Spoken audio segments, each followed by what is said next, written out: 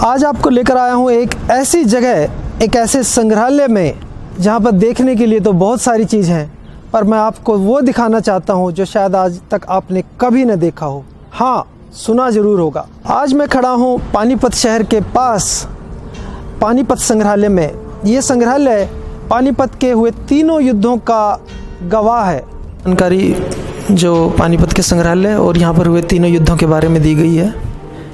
इधर left hand side पर आप देखेंगे ये सब वे हिस्टोरिक मॉन्यूमेंट्स हैं जो इस क्षेत्र में हैं और तीनों युद्धों से संबंधित हैं। यहाँ ये बात नोट करने लायक है, ये देख रहे हैं हेमू की समाधि चौंधापुर गांव में, साइट ऑफ सेकेंड वॉर। ये स्वयं इस बात को हरियाणा टूरिज्म कह रहा है।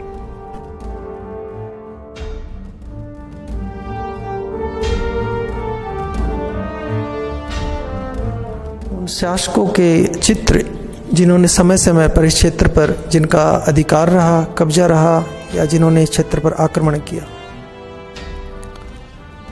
मैं लेकर आया हूं आपको उस हॉल में जो डेडिकेटेड है, जो समर्पित है पानीपत के सेकेंड वॉर को। जी हाँ, the second battle of Panipat gallery.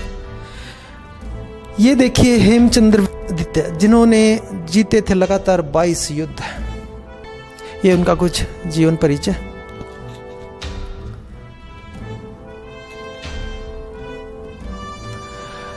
मध्य युगीन भारतीय इतिहास में वह अकेला हिंदू था जिसने दिल्ली पर शासन किया। यदि हेमू उस युद्ध में विजयी होता तो आज भारत का इतिहास कुछ अलग ही होता।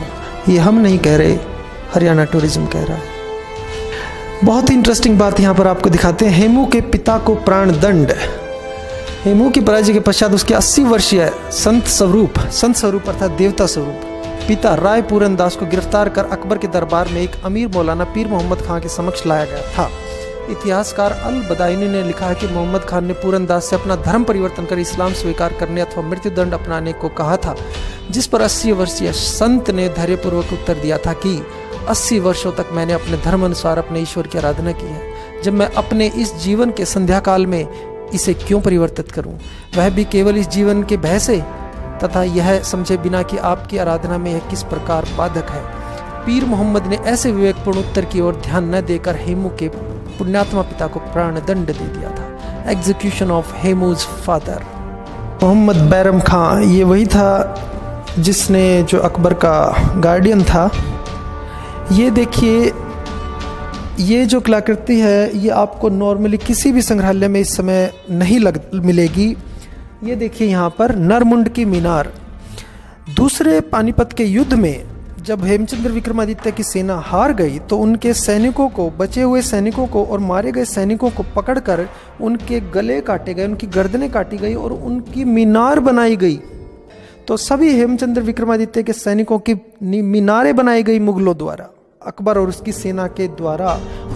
ये देखिए पुराने समय के अस्त्र शस्त्र, उस समय के युद्ध में प्रयोग किए जाने वाले हथियार।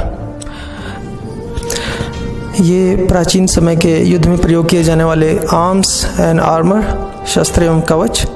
ये पेशवाओं और उस समय के मराठाओं के वंशजों की सूची। पानीपत का तृतीय युद्ध नवंबर 1760 से जनवरी 1761 तक, 14 जनवरी 1761 तक। ये आप पढ़िए ध्यान से।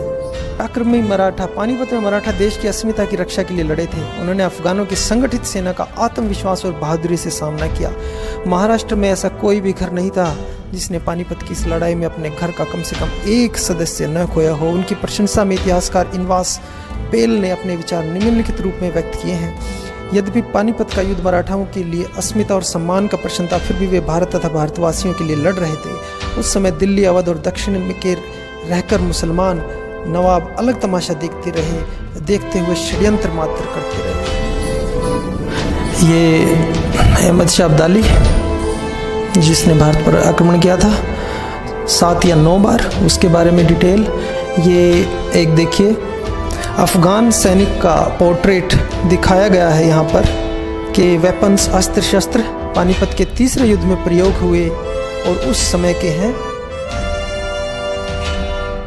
ये एक मराठा सैनिक की एक भारतीय सैनिक की वेशभूषा युद्ध के समय, माथे पर त्रिपुंड। देखिए सदाशिवराव भाऊ का काफ़ी बड़ा चित्र, सदाशिवराव भाऊ का जीवन परिचय संक्षिप्त इधर आपको देखने को मिलेगा। और युद्ध से पहले ये वो दुर्लभ पत्र है जो सदाशिवराव भाऊ द्वारा मराठा शिविर से लिखा गया था। अब आपको मैं दिखा रहा हूँ वो ऐतिहासिक चौखट जो उस काले आम के वृक्ष से बनी हुई है। इतनी बेहतरीन, सुंदर, आकर्षक कलाकृति की हुई है। ये कारीगरी और वीरता का एक अद्भुत संगम है। इसके बारे में देखिए थोड़ा और डिटेल में लिखा हुआ है। परंपरा से ऐसा विश्वास है कि उत्कृष्ट उत्कीर्ण अलंकरण से युक्त यह चौखट उस ऐतिहासिक काले आम के वृक्ष की लकड़ी से बनी है जिसके नीचे पानीपत के युद्ध के दौरान मराठा सरदार सदाशिवराव भाऊ घायल होकर गिरा था। उसी गांव उगराखेड़ी के पंडित शगुन चंद ने उस वृक्ष की लकड़ी से यह चौखट बनवाकर महारानी विक्टोरिया को उसके करनाल आगमन पर 1906 ईस्वी में उपहार स्वरूप भेंट की थी। इस संग्रहालय में वर्ष 2000 ईस्वी में स्थानांतरित होने से पूर्व तक यह चौखट करनाल के विक्टोरिया मेमोरियल हॉल में प्रदर्शित थी।